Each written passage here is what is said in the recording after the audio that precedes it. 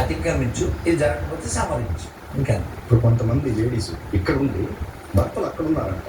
చాలా highlight point. అంటే మనం ఎంత వీక్గా ఉన్నాం. ఒక్క పంజాబ్లో 58,000 ఉన్నారు. అదే పిల్లల ఐడి కూడా ఇక్కడదే అనుకుంటా. వారసత్వం. సరే, ఒక్క వర్డ్లో చెప్పాలంటే విత్తనం వారిది, పెత్తనం వారిది. ఇక్కడే విత్తనం వేసి ఇప్పుడు 88,000 మంది లేదా 88,000 ఫ్యామిలీలా ఓన్లీ పంజాబ్ నేను చెప్పేది. ఢిల్లీలో 12,000 మంది, 1,00,000 మంది, 1,00,000 మందికి 5 లక్షల మంది కొట్టారు.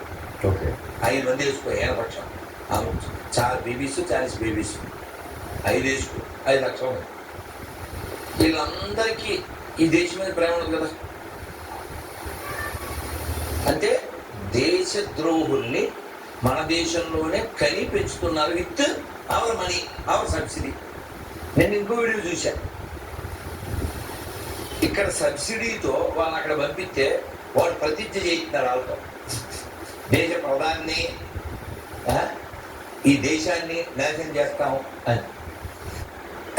సుప్రీంకోర్టు అంటే మనం ఇంకా